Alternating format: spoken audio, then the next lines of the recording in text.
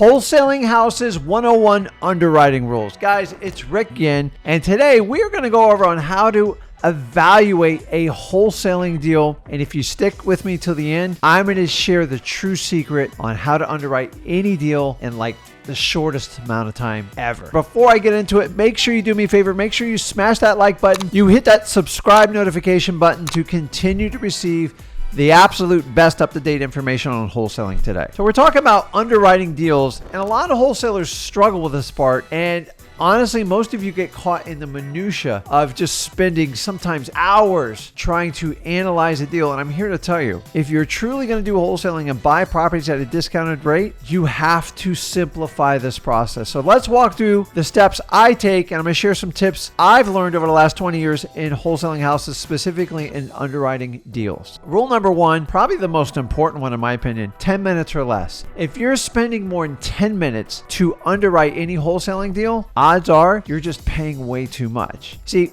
you're trying to force the comp and make it work, and you're trying to find someone that will match what you're thinking or what you wrote the offer for, and that's just wrong. You have to just simply analyze what the property's worth, simplify it, and then once you see what the number is, you make your offer at your discounted rate, and that's it. 10 minutes or less. If you spend more than 10 minutes, I assure you, you're paying way too much for the property. Next one. Don't act as if you're a realtor when you're underwriting a property. Listen, realtors have to try to get the price right because they want to insinuate to the customer that they're getting the most amount of money for their property. So it's not uncommon for a realtor to spend hours on doing a comp. I didn't get into wholesaling to become a realtor. I don't have a realtor's license. And unless you want to do either one of those things, stop acting as if you're a realtor. 10-minute or less rule will fix this, and so you won't make this mistake. Realtors need tippy top dollar. Number one, we're not buying it for tippy top dollar. And number two, you're probably not selling it for tippy top dollar because we buy properties with challenges. So why are you spending all your time trying to get the perfect comp? Stop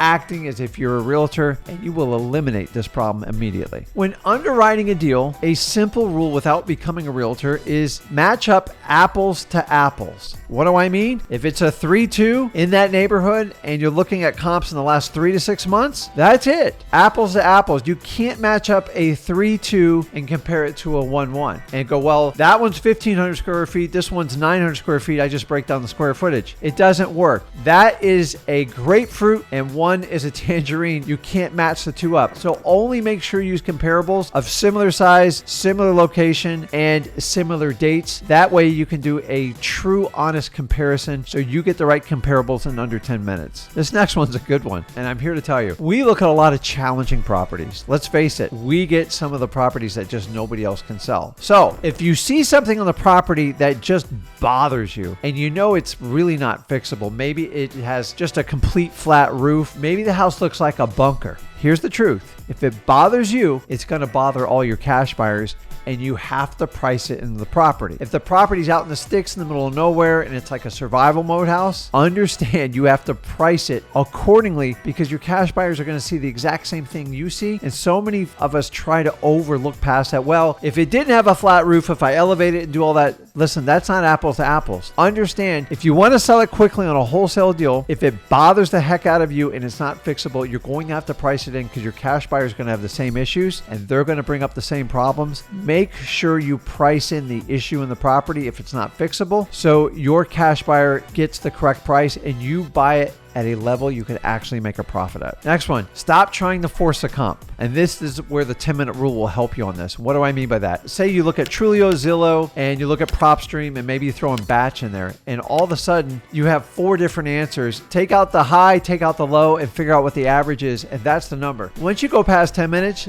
there's no limit. Eventually, you will find a comp to try to support your crazy number you're trying to make an offer. Listen, sometimes deals just don't work, and the idea of doing a comp is to make sure you're buying it at a discounted property. I personally like to use listrei.com. It's very straightforward. Maybe I'll double check against Zillow, maybe Trulio, but that's it. Once you go past 3 services, you're hunting for a comp to justify the offer. Maybe the seller says they won't take anything less than that and you're stuck on it. Give them a shot. Just make an offer that is understandable to the comps to it. But you can't force this. If you're spending a ton of time and you're looking at 10 or 12 different services to try to justify your comp and you find one, it's going to give you a false sense of hope and And for this reason, do not force a comp because that's how you lose money or get in big trouble in wholesaling. Okay, Rick, how do I underwrite a property where I can't find a comp? So maybe you're in a small population area, maybe you're in your rural, maybe the property's out in the sticks. And the reality is these properties do exist. And a lot of these properties are attracted to wholesalers like this because regular realtors can't deal with them or they can't even find comps themselves. So I'm going to give you a fail safe and you simply do it off of cash flow. And I'm talking about net cash flow. Take all the income of what that property rent for, minus off the taxes and insurance, and I'm going to leave probably a month or two of vacancy in it. And then once you have that number, you can kind of figure out what you should figure out as a net offering. So here's an example. If a property generated $10,000 net, the asking price on average should be about $100,000. So it's a multiple. Now this is a vague number, but that would give an investor, if I was a landlord, approximately about a 10% return. Some call it a cap rate. I call it an ROI. And honestly, if they're okay with that rate, if you add depreciation on it, the number works. Investors like to look at numbers and see what type of rate of return. So do an ROI on it and do a calculation if you cannot find a comp and let them make a decision based on those numbers. So we know that all real estate is local, and that is never been more true today than ever in the United States. So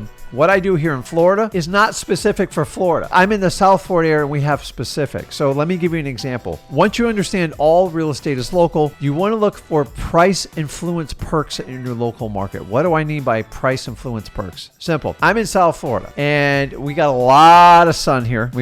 I mean, the sun shines year round here and it's hot. So everybody wants a good insulated house with a good solid AC system. Central air is non-negotiable in Florida. If you don't have it, you're taking a big discount. Number two in the state of Florida is, especially South Florida, is we get some really nasty hurricanes with big winds. And for that reason, people prefer CBS or cement block houses over wood frame houses. Why? They're easier to insure, they get less of a termite issue, and they stand up better to the winds. I know that a CBS house is going to get a premium over a wood frame house all day in the state of Florida. And it's particularly in South Florida. Central AC gets a much needed premium over a unit that has window units. And my God, if you have a pool in Florida, which is kind of standard, you get a huge premium for that. And so these are what we call the local price influence perks, and you've got to know them to your area. Now, if I'm up in like a snow-driven area, the HVAC heating system is going to be much more important. And if I'm out west or anything like that, it's whatever is particular to your area. And once you understand that, you know how to price properties better. And so in South Florida, if I have a wood frame home that has window units and no pool and it's just hot, I know that house is going to take a beating on the price compared to a house that had CBS, made a concrete block. It's got a nice, beautiful central AC system with good insulation, has a pool. Hands down, if it's the same square footage, the local price influence perks are going to crush anything that has all the accent points. So find out what they are in your area and make sure you understand them because it makes a tremendous difference on when you underwrite a deal. So let's talk about some price killers, and God knows you're going to find them. Remember, we as wholesalers attract problematic properties that either realtors have struggled with or homeowners are embarrassed sometimes to sell the property or there's real challenges. So if you know what the price killers are up front, let's run through them. Number one, busy highways and roads. Guys, once again, I told you, if it bothers you, I promise you it's going to bother your cash buyer. And when they fix it up and they make it perfect, when they go to sell it to their end user, we cannot move that busy road. It's going to be there. You've got to understand, if you have a busy road or a highway, there's a lot of noise and sound, and that's drastically going to affect the price when you underwrite those deals. Next one, utility stations and power lines. Sometimes we get a house that backs up to like a power grid box, and this is where the utilities company harness some of the power for that section of the neighborhood, and people don't like it. Who knows what type of like energy is running off it? It makes a lot of buzzing sound when it rains, and people feel like there's radiation or something come off of it. And number two, it's an eyesore. Guys, we cannot move it. We cannot change it. That house is taking a discount no matter who tells you. Don't worry about it. Worry about it because it bothers you. It's going to bother the cash buyer and definitely going to affect the end user. You've got to price this in your deals. If you have a utility station near or around your house, I'm talking about the big big giant ones, or power lines that are running down in visual sites, it's going to drastically affect the price of that property, and you got to underwrite it in your deals. That also goes for cell towers and antennas. There's a big hot topic about 5G towers and the radiation they put out, and people are very aware of it. And I learned this the hard way. Sometimes you get a property that's backed up to one of these towers with these big wires and it stands straight up. I'm telling you, the property is taking a major discount because most buyers want to avoid that. So understanding it bothers you, it's going to bother everybody else. And who wants to live next to a radio tower if it's emitting tons of radiation and stuff like that? It doesn't mean the house isn't going to sell. It just means you need to be aware of it and price it in your deal, because you cannot overpay for those types of deals. That brings me to the next one, which is rental dominated neighborhoods. Well, Rick, how do I know that? Number one, just do your research, walk around. You can tell when a house has a rental because there's less pride in the ownership. There's always tons of stuff out. The yard looks rough. The doors wind up being stained. And sometimes there's neighborhoods where hedge funds own the whole thing or a corporation owns it. And then you buy the one house because it got beat up by a renter. So you basically have a tired landlord. And then maybe even the hedge fund gave up on that house. And now you're going to try to take that house, give it to a cash buyer. He or she's going to notice it. And the end buyer, like, people don't want to move in a 90-95% rental dominated community and be the single owner there, because the amount of transient and how the property looks is drastically going to affect the value. Make sure you price this in any deals you underwrite in these types of areas. Leads me to the next one, is just high crime areas. Listen, if there's high crime there, you're going to have to price into the property. And until that crime changes or something like that, it's always going to have a drastic effect on the price. This rings true now, and it rang true the first day I started in wholesaling back in 2003. Here's one you can't leave off the list: just ugly homes. Guys, some homes are just brutally ugly, and there's even a coat of paint can only do so much. Like, you can put a little lipstick on it, and a lot of these homes are from what we call self-build. Some people back in especially the 60s, 70s, they just loved to build homes, and they just kind of created it, and there was less permitting back then. There was less restrictions. I've seen homes that are like a round bubble dome. Honestly, they're really hard to sell. Now, it doesn't mean they won't sell, but you have to get a drastic discount because you have to underwrite the deal. And honestly, at the right price, anything will sell. Make sure you're not the person that overpays for that unique house, because it's only unique to that buyer that made it. And you've got to understand, most other people are going to find that home ugly. The only thing that's going to attract them in is on price. And most people wind up turning those into rentals. Make sure if you're buying an ugly home, you price it in, because if it's ugly to you, it's going to be ugly to everybody else, and it's going to affect the price. So I told you I'd share you the last tip to help you on underwriting any deals. And if you go over to freewholesaling.com, me